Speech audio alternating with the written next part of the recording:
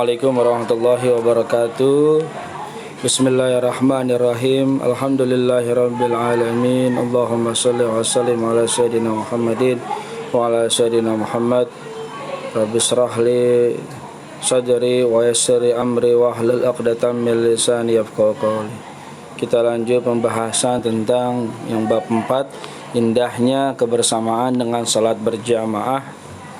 Ya, peta konsepnya indahnya salat berjamaah, kemudian mempelajari dan memahami konsep tentang salat berjamaah, kemudian mempraktikkan tata cara salat berjamaah, membiasakan salat berjamaah, menerapkan sikap demokratis, toleran, kebersamaan, kerjasama, dan akhlak terpuji yang lain dalam kehidupan.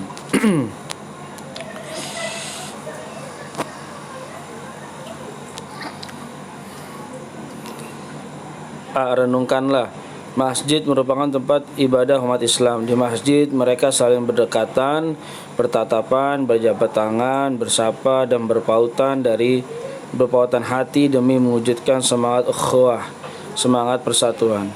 Rasa persatuan yang paling indah adalah persatuan dan kebersamaan orang yang salat berjamaah. Salat dipimpin satu imam, sama-sama bermunajat hanya kepada Allah Subhanahu wa taala, membaca kitab suci yang satu dan menghadap ke kiblat yang sama. Mereka melakukan amal yang sama, ruku dan sujud kepada Allah Subhanahu wa taala. Masya Allah, ya. Coba kita lihat di sini tentang apa itu salat berjamaah. Salat berjamaah adalah salat yang dikerjakan, ya, oleh dua orang, minimal dua orang nih, dan lebih. Ya, minimal dua, satu imam, satu makmum atau lebih, secara bersama-sama di satu tempat, dan salah seorang dari mereka jadi imam dan yang lain jadi makmum. Ya, satu jadi imam, satu jadi makmum. Nah, salat lima waktu yang kita lakukan sangat diutamakan untuk dikerjakan secara berjamaah, bukan sendiri munfarid. Karena hukum salat berjamaah itu, ya, salat wajib berjamaah adalah sunnah muakkad, sunnah yang sangat dianjurkan. Sebagian ulama mengatakan bahwa hukum salat berjamaah yaitu fardu kifayah. Ya. Kemudian keutamaan salat berjamaah bila dibandingkan salat munfarid atau salat sendirian, ya, dilipatkan ganda 27 derajat, sebagaimana hadis Rasulullah sallallahu alaihi wasallam, Allahumma shalli wa sallim wa barik alaihi, an ibni Umar qala Rasulullah sallallahu alaihi wasallam, Allahumma shalli wa sallim wa barik alaihi, dari Ibnu Umar radhiyallahu anhu, semoga Allah meridainya, Rasulullah sallallahu alaihi wasallam bersabda, salatul jamaah tafdulu ala salatil fazi bi 27 derajat. Salat berjamaah itu lebih utama dibandingkan salat sendirian dengan 27 derajat. Hadis riwayat Rahawul Bukhari wa Muslim. Hadis riwayat Imam Bukhari dan Imam Muslim. Kemudian keistimewaan bagi orang yang rajin salat berjamaah akan dibebaskan oleh Allah Subhanahu wa taala dari api neraka, sebagaimana hadis berikut. An Anas bin Malik radhiyallahu anhu anin Nabi sallallahu alaihi wasallam, Allahumma shalli wa sallim wa barik alaihi, dari Anas bin Malik radhiyallahu subhanahu meridainya bahwa Nabi Muhammad sallallahu alaihi wasallam bersabda, kana yaqul man shalla fi masjidin jama'atan arba'ina lailatan. Barang siapa yang salat di masjid dengan berjamaah selama 40 malam, la tafutuhu raqatul ula, dan dia enggak pernah ketinggalan pada rakaat pertama, min salatil isya, dari salat isya, kata Allahu lau bi'idka minan nar, maka Allah akan membebaskan baginya dari api neraka.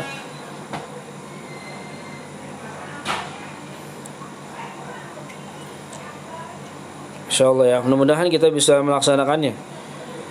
Sebelum kita melaksanakan salat berjamaah, kita tentu harus tahu mengenai hukum-hukumnya, ya, syarat sah salat berjamaah, kemudian bagaimana fikih dari salat berjamaah itu sendiri, ya, yaitu syarat sah salat berjamaah ada 4. Yang pertama ada imam, satu dijadikan imam. Kemudian ada makmum, yaitu yang mengikuti imam, berniat untuk mengikuti imam. Kemudian salat dilaksanakan dalam satu majelis, dalam satu tempat, tidak boleh berjauhan. Salat makmum sesuai dengan salat imamnya. Jadi imamnya salat asar, makmumnya salat asar. Imamnya salat maghrib, makmumnya salat maghrib. Jadi harus sama, nggak boleh berbeda. Kemudian karena kedudukan imam dalam sholat berjamaah sangat penting, dia akan menjadi seluruh pimpinan sholat berjamaah. Maka imam memiliki syarat-syarat khusus, syarat-syarat yang banyak dan ketat. Ya, jadi tidak semua orang bisa jadi imam. Semua orang boleh jadi makmum, tetapi tidak semua orang boleh menjadi imam. Syarat yang dimaksud adalah yang pertama, mengetahui syarat dan rukun sholat serta perkara yang membatalkan sholat. Ya, imam harus tahu rukun-rukunnya sholat itu ada berapa. Ya, ada 13, ada 17. Ya, kalau ada 13, ya itu tanpa disertai dengan tumanina. Ada yang mengatakan 17. Dia harus tahu tuh rukun-rukunnya sholatnya dari niat, ya, takbiratul ihram sampai salam. Dia harus tahu syarat-syaratnya, ya, harus suci pakaiannya, bersih dan suci pakaiannya, tempatnya, badannya, ya. Kalau dia badannya najis, ada najis, ya, istinjanya masih salah, dia nggak boleh, dia nggak ngerti namanya, ya. Atau misalnya dia perempuan lagi haid, dia sholat, dia nggak ngerti, ya. Atau laki-laki yang sudah berkeluarga, bersuami istri, dia habis mandi, dia sedang junub, habis bercampur dengan istrinya, ya, habis jima dengan istrinya. Nah, dia harus mandi wajib dulu, ya. Pakaian kita sudah bersih, ya, suci, ya.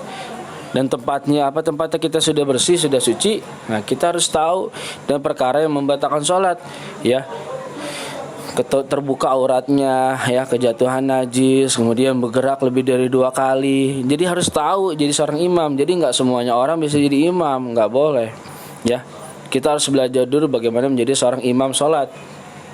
Ya, perempuan boleh jadi imam asalkan makmumnya perempuan juga atau anak kecil yang belum balik. Ya, perempuan boleh jadi imam. Ya, perempuan boleh asal makmumnya perempuan. Ya. Kemudian fasih dalam membaca ayat Al-Quran. Diperhatikan baca Al-Qurannya, terutama suratul Fatihah, ya. Bismillahirrahmanirrahim. Alhamdulillahirabbil alamin. Arrahmanirrahim. Maliki yaumiddin. Iyyaka na'budu wa iyyaka nasta'in. Ihdinas siratal mustaqim. Siratal ladzina an'amta 'alaihim ghairil maghdubi 'alaihim waladdallin. Amin. Jadi minimal kita harus belajar dulu Fatihah dengan sebaik-baiknya, ya.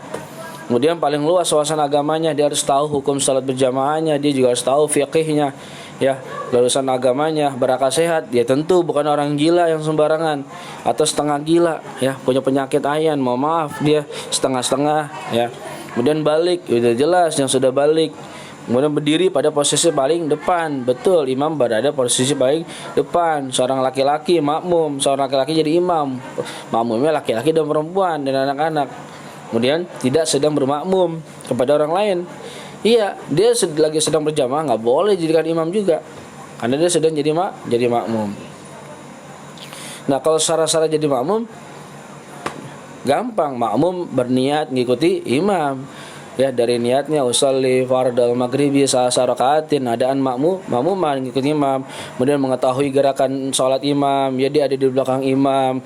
Kalau jamaahnya banyak, dia terdengar suaranya, ada, ya, gerakan badannya kelihatan. Kalau jauh posisinya terdengar suaranya, atau ada makmum yang di depannya mengikutinya, kelihatan kita dari pundaknya, ya, minimal, atau ada suaranya yang terdengar melalui speaker. Kita harus tahu makmum. Kemudian berada dalam satu tempat, dalam satu majelis, dalam satu musola, dalam satu masjid, dalam satu rumah. Jadi nggak boleh jauh. Kemudian posisinya di belakang imam, betul. Kemudian hendaklah salat makmum sesuai dengan salat imam, betul. Imam salat subuh, makmum salat subuh, ya. Kemudian nah, ada makmum masbuk, makmum yang tidak sempat membaca suratul Fatihah bersama imam di rakaat pertama. Jadi ini sering nih kita nih, ya, kalau datang sholat ke musola, ke masjid, terlambat 1 atau 2 rakaat atau 3 rakaat, terlambat nih, ya, gitu namanya makmum masbuk tuh, yang tidak sempat mengikuti baca suratul Fatihah pada rakaat pertama. Lawan katanya dari masbuk namanya muafik, yaitu makmum yang ikut seluruh rangkaian sholat dari Al-Fatihah yang pertama, ya. Nah, jika ada dalam kondisi ketinggalan berjamaah seperti ini, perlu ada kecermatan dalam menghitung jumlah rakaat, ya. Hati-hati, ya, ada 3 ilustrasi penjelasan makmum masbuk nih. makmum masbuk nih yang terlambat. Nah, kita harus tahu nih ya, apakah dia dapat 1 rakaat jamaah atau tidak. Nah, kemudian yang pertama, ilustrasi 1. Pada saat makmum datang untuk berjamaah salat asar, imam masih berdiri pada rakaat pertama. Ya, imam masih berdiri. Kemudian makmum berniat, kemudian takbiratul ihram dan membaca Al-Fatihah, namun belum selesai itu Al-Fatihah, imam sudah ruku, maka dalam keadaan ini makmum harus segera ruku. Jangan menyelesaikan surat Al-Fatihahnya. Misalnya sampai Maliki Yaumiddin, imam ruku, jadi harus ruku. Nggak boleh kita menyelesaikan surat Al-Fatihah. Ya, karena kita harus mengikuti gerakan imam. Mana makmum ini dinyatakan dapat tuh rakaatnya tuh. Ya, karena Fatihahnya ditanggung oleh imam, dapat tuh Fatihahnya, dapat 1 rakaat. Kemudian ilustrasi yang kedua, pada saat makmum datang untuk berjamaah saat asar, imam sedang ruku untuk rakaat pertama. Makmum berniat takbiratul ihram dan baca Fatihah meskipun hanya 1 ayat. Lalu makmum segera ruku mengikuti imam tanpa harus menyelesaikan bacaan. Ini dia lebih cuma baca 1 doang, bismillah, ya, niat, ya, usolli, kemudian takbiratul ihram, Allahu akbar, baca bismillahirrahmanirrahim, alhamdulillah, bismillah, makmumnya imamnya ruku, ya kita harus ruku. Nah, itu dapat juga suratul Fatihah. Nah, kondisi yang ketiga yaitu makmum datang salat berjamaah. Nah, imamnya sudah bangun dari ruku, sudah i'tidal, sami Allah liman hamidah. Nah, imamnya udah i'tidal, makmumnya baru datang. Dia baru usolli, baru takbiratul ihram, usolli, Allahu akbar. Nah, dia tidak dapat rakaat berjamaah yang pertama, dia terlambat. Ya. Jadi nanti pada imam salam, dia berdiri lagi untuk menambah kekurangan rakaat yang belum selesai. Nah, gitu. Ya, kondisinya itu yang sering terjadi di masyarakat yang kita salat berjamaah di masjid, di mushola, di mana aja. Kemudian halangan, ya, salat berjamaah ada uzur yang dibolehkan syariat, yang dibolehkan syar'i. Uzur syar'i yaitu halangan yang dibolehkan berdasarkan syariat Islam ada 5. Yang pertama, hujan.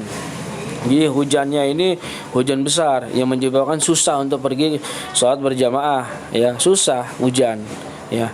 Kemudian angin kencang yang sangat membahayakan. Ada di suatu daerah ada angin puting beliung, angin tornado, ya kan, kita menghindari, ya, mudaratan, ya.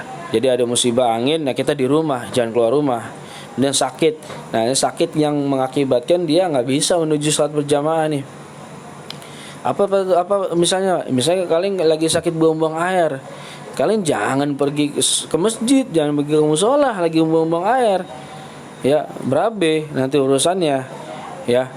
Atau kondisi yang susah sekali, kalian nggak bisa pergi ke masjid, ya, karena sakit nih, misalnya jalannya susah, ya, buang-buang air, ya, misalnya, ya. Atau sedang sakit, ya kan, ya, itu yang dibolehkan. Atau kalian sedang ingin buang air besar atau buang air kecil, kita nggak boleh tuh. Ya, kita nahan buang air kecil, kita mau sholat, ya, sholat berjamaah, nggak boleh kita nahan buang air kecil atau buang air besar. Kemudian yang terakhir, ini karena baru makan makanan yang bau, ya, dia habis makan banyak, makan yang bau, ya, jengkol, petai, bawang, wah, dia sholat berjamaah. Waduh, kasihan makmum yang lainnya, ya, semasjid nyium bau semua. Nah, itu makruh tuh, nggak boleh tuh, ya, gitu. Ya, dia harus bersihkan dulu mulutnya agar baunya hilang, baru dia datang ke masjid, gitu. Kemudian tata cara salat berjamaah, ya, salat berjamaah diawali dengan azan dan iqamah. Ya, meskipun kita salat di rumah, minimal kita iqamah sendiri. Yang perempuan juga sama, iqamah sendiri. Allahu akbar, asyhadu an la ilaha illallah. Ya, baca iqamahnya dilantunkan pelan.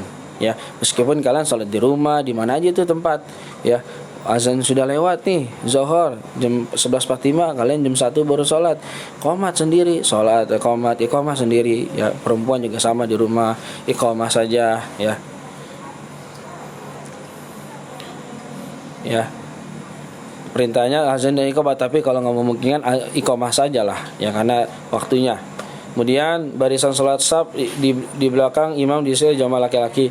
Jadi sementara jamaah perempuan berada di belakangnya. Jadi imamnya laki-laki, kemudian makmumnya laki-laki, perempuan. Jadi perempuan yang paling belakang. Nggak boleh sejajar dengan salatnya ya laki-laki, nggak boleh. Kemudian barisan salat di belakang imam. Kemudian di dalam salat berjamaah imam membaca salat ada yang jahar, ada yang keras, ada yang sir, yang pelan. Ya, yang maghrib, isya, subuh kan dijaharkan tuh imamnya. Di 2 rakaat pertama dikencangkan suaranya. Zuhur, asar dipelankan bacaannya. Tetapi harus diucapkan di mulut bukan di dalam hati. Ya, sir pelan. Bismillahirrahmanirrahim. Jadi harus diucapkan. Kita juga sama, bukan dibaca dalam hati tapi harus di mulut. Cuma volumenya pelan. Kemudian bacaan yang dinyanyikan bacaan takbiratul ihram Allahu akbar. Kalian harus baca tuh, harus keraskan Allahu akbar. Ya. Kan usolli fardhu subhi rakataini adaan ma'mumanillahi ta'ala Allahu akbar. Mau ruku Allahu akbar. Jadi minimal telinga kita dengar. Kemudian tasmi dan salam. Kemudian baca Al-Fatihah dan ayat-ayat ayat Al-Quran pada 2 rakaat pertama, maghrib, isya, dan subuh. Begitupun sholat Jumat, dan sholat sunnah gerhana, sholat Id, 2 hari raya, tarawih, dan witir. Ya. Kemudian makmum harus mengikuti gerakan imam. Jadi nggak boleh makmum mendahului gerakan imam.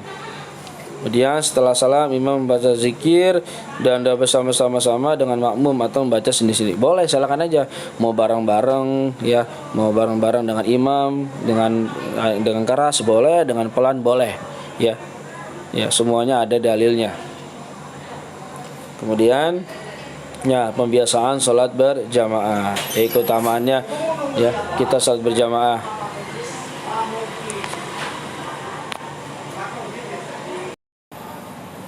Ya, bismillahirrahmanirrahim. Lanjut pembiasaan salat berjamaah setelah kita mempelajari ya hukum, kemudian keutamaan, kemudian syarat-syarat ya melaksanakan salat berjamaah. Kita ambil bisa kesimpulan bahwa salat berjamaah itu banyak sekali memiliki keutamaan. Yang pertama, menjalin silaturahmi antar sesama. Karena di masjidlah kita bertemu, karena di masjidlah, di musholah ya kaum muslimin bertemu, berjumpa. Tanpa ada salat berjamaah kita kan tidak akan bertemu ya. Jadi bersyukur sekali kaum muslimin bisa berjumpa dengan saudaranya di masjid atau di musholah ketika salat berjamaah. Kemudian mengajarkan hidup disiplin, saling mencintai dan menghargai.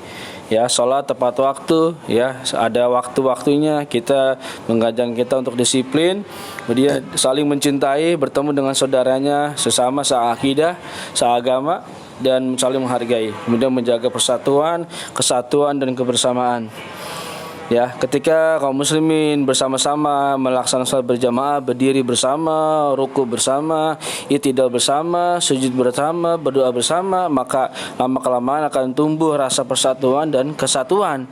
Inilah yang diajarkan oleh Rasulullah sallallahu alaihi wasallam. Dan ketika itu Rasulullah sallallahu alaihi wasallam marah, geram terhadap beberapa orang yang tidak mau melaksanakan salat berjamaah. Dalam satu riwayat dijelaskan bahwa Rasulullah SAW hampir saja membakar rumah orang-orang yang enggan melaksanakan salat berjamaah, yang tidak ada uzurnya, tidak ada halangannya. Ya, karena sebab malas. Ya, ini ancaman ya.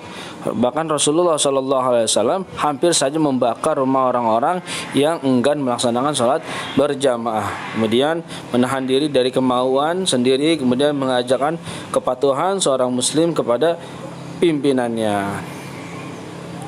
Kemudian sikap kecintaan kepada salat berjamaah dapat diwujudkan dalam perilaku. Ketika masuk waktu sholat azan, kita sudah mempersiapkan diri kita, meninggalkan pekerjaan duniawi, ya, pekerjaan, ya, berdagang, kantoran, ya, belajar, masak dan hal-hal yang lainnya kita tinggalkan sementara, kita laksanakan sholat berjamaah di masjid. Segera azan berkumandang, kita segera. Kemudian ketika mendengar azan, segera siap-siap masjid. Kemudian mengajak teman-temannya untuk sholat berjamaah. Kemudian suka menjalin tali silaturahim antar sesama di masjid. Senang mendatangi majelis taklim untuk menuntut ilmu agama. Ya, kita pelajari bagaimana hukum sholat berjamaahnya, kemudian rukun-rukun sholatnya, sholat berjamaah, sunnah-sunnahnya, perkara yang membatalkan sholat berjamaah. Kita harus mempelajari. Ada di mana itu? Ada di majelis taklim, ada di pengajian. Ya, kita harus niat. Ya, jangan kita asal-asalan sholat berjamaahnya, asal-asalan aja. Ya, kita nggak tahu hal-hal yang membatalkan sholat. Ya, kita nggak tahu bagaimana rukun-rukun sholatnya. Ya, kita sholat seenaknya aja, nengok-nengok, ya, kiri kanan, kaki diangkat, ya, bercanda dengan temannya sendiri, ya, ngomong sendiri, lagi sholat berjamaah malah berbicara, lagi sholat berjamaah malah bercanda sama temannya. Nah, itu namanya kurang paham, ya, kurang pengetahuan agamanya, ya. Kemudian tidak suka membedakan status sosial seseorang karena kedudukan kita semua sama. Ketika seorang sholat berjamaah di masjid, semua menghadap sama, kiblat yang sama, imamnya satu, ya. Tidak memandang status sosialnya, entah itu siapa. Ya, imam itu yang dihormati, ya. Entah dia di luar pejabat, ya, bahkan presiden pun, ya, ketika dia sholat berjamaah ikut seorang imam yang menjadikan imam di sholat berjamaah. Kemudian bersikap demokratis, kemudian menjaga persatuan dan kesatuan.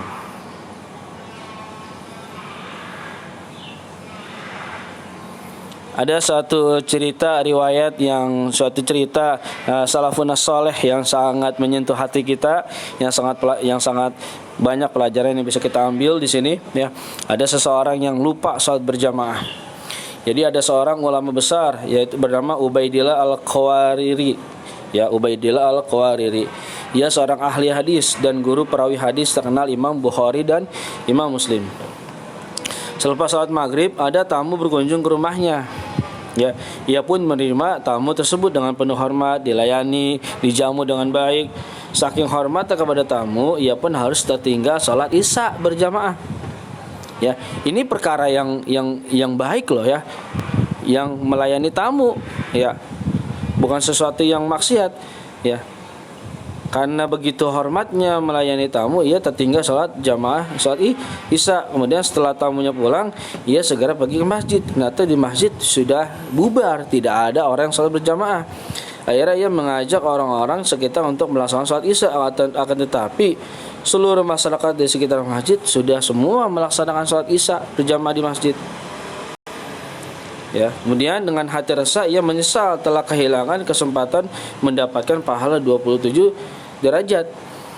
Untuk menebus kelalaian dan menenangkan hatinya, Ubaidillah melaksanakan salat isya sebanyak 27 kali. Masya Allah, 27 kali, Masya Allah.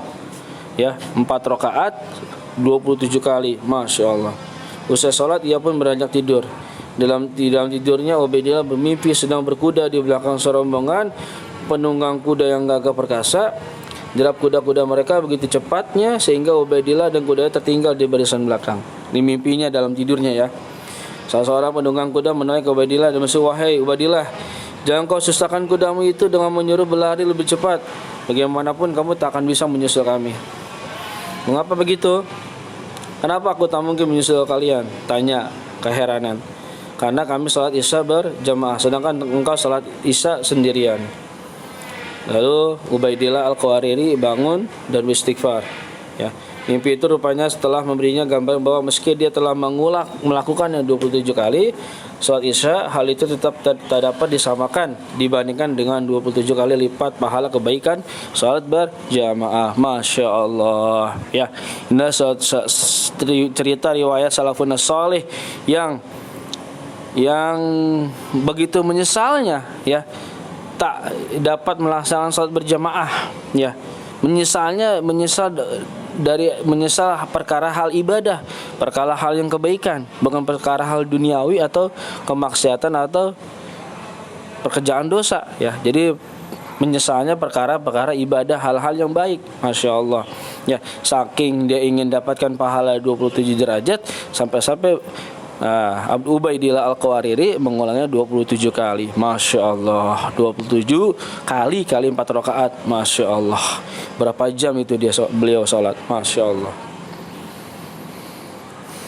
Nah, mulai saat itu beliau tidak bertekad tidak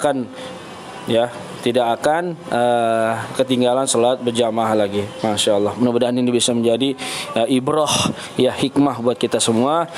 Begitu besarnya fadilah keutamaan sholat berjamaah. Mudah-mudahan kita bisa melaksanakan sholat 5 waktu dengan tepat waktu dan berjamaah. Yang laki-laki diusahakan di masjid atau di musola, yang perempuan bisa berjamaah di rumah dengan ibunya, dengan kakaknya, dengan adiknya.